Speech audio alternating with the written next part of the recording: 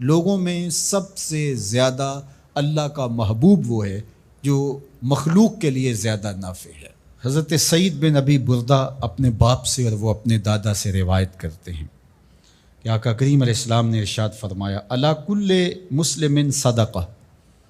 ہر مسلمان کے اوپر لازم ہے کہ وہ صدقہ کرے۔ تو ایک شخص نے عرض کی کہ اگر کوئی شخص اس کی استطاعت نہ رکھتا ہو تو پھر وہ کیا کرے؟ فرمایا کہ وہ اپنے ہاتھ سے کوئی مزدوری کر لے اور اپنا پیٹ بھی پالے اور اس میں سے کچھ بچا کے اپنے ضرورت مند بھائیوں کی مدد کرے۔ جب حالات ایسے ہوں تو وہ کچھ مزدوری کر کے ان کے درد کا مداوع کرے۔ عرض کی حضور اگر کوئی یہ بھی نہ کر پاتا ہو تو آقا کریم نے ارشاد فرمایا وہ کسی مشکل میں پھنسے ہوئے شخص کی، کسی حاجت مند کی ضرورت کو عملاً پورا کر دے، کسی پھنسے ہوئے کو نکال دے، کسی ڈوبتے ہوئے کا ہاتھ پکڑ لے، کسی کا بوجھ اٹھا کے کمر پہ لاد کے منزل تک پہنچا دے، کسی دکھی کے کام آ جائے، تو وہ عملاً کسی پھنسے ہوئے مشکل میں مبتلا شخص کی مدد کر دے، اس کی اعانت کر دے، اس کی نصرت کر دے، تو یہ بھی اس کا صدقہ ہے۔ کیلا حضور سے عرض کیا گیا ارأیت ان لم یستطع، اس میں اتنی سخت بھی نہ ہو کہ کسی دکھی کا ہاتھ پکڑ کے کسی مجبور کی مدد کرے، اگر اس کے پاس یہ طاقت بھی نہ ہو تو آقا کریم نے ارشاد فرمایا قالا یامر بالمعروف او الخیر، وہ نیکی کا حکم دے، اچھائی کی تلقین کرے۔ وہ ترغیب تو دے سکتا ہے، لوگوں کو بتا تو سکتا ہے کہ فلاں گلی میں ایک فاقہ زدہ شخص زندگی اور موت کی کشمکش میں ہے، لوگوں اس کی مدد کو پہنچو۔ وہ دہائی تو دے سکتا ہے، وہ شور تو مچا سکتا ہے، اپنے بھائیوں کی مدد کے لیے لوگوں کو تحریض تو دے سکتا ہے، ترغیب تو دے سکتا ہے، ابھار تو سکتا ہے۔ پھر عرض کی گئی ارأیت ان لم یفعل، کہ حضور اگر وہ یہ بھی نہ کر سکتا ہو تو آقا کریم نے ارشاد فرمایا اس کا وجود کسی کے لیے شر کا ذریعہ نہ ہو، اس کا وجود کسی کے نقصان اور ضرر کا سبب نہ ہو، فرمایا فإنہا صدقہ، اس کا یہی صدقہ ہے۔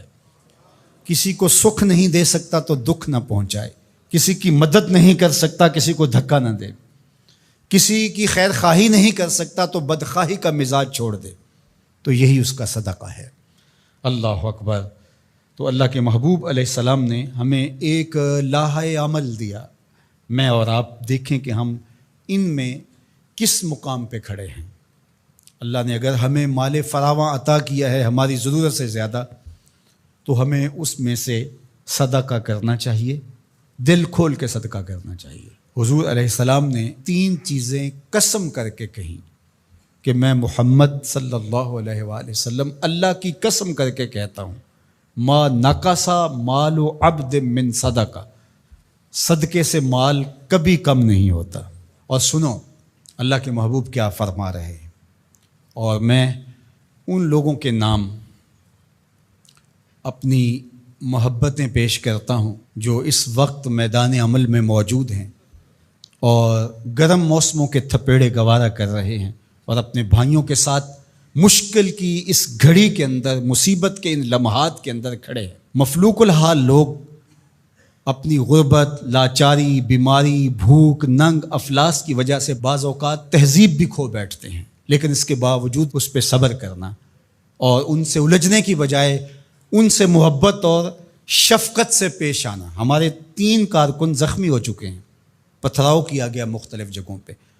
اور یہ پرسوں تو رینجر نے ہمارے دوستوں کو نکالا، لیکن اس پر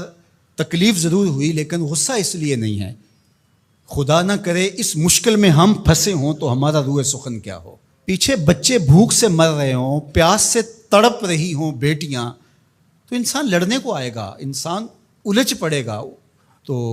دوستوں نے کہا کہ ٹھیک ہے، قریبی علاقوں کے اندر آپ یہ جو ٹرک وہاں آپ کے پاس موجود ہے بانٹ کے آ جائیں، سامان سے زیادہ جانیں اہم ہیں۔ تو میں سلام پیش کرتا ہوں اپنے ان ساتھیوں کو۔ انہوں نے کہا کہ ہم جو ان علاقوں کا وزٹ کر کے آئے ہیں جہاں ابھی تک کوئی مدد نہیں پہنچی اور 5-5 6-6 دن سے وہ لوگ بھوک میں تڑپ رہے ہیں، تو جو بھی ہوگا ہم مشکل سہ کر بھی ان تک پہنچنے کی کوشش کریں گے۔ اللہ ان کی حفاظت فرمائے، ان کی مدد فرمائے، ان کی نصرت فرمائے۔ اب سنیے حضور نے کیا ارشاد فرمایا،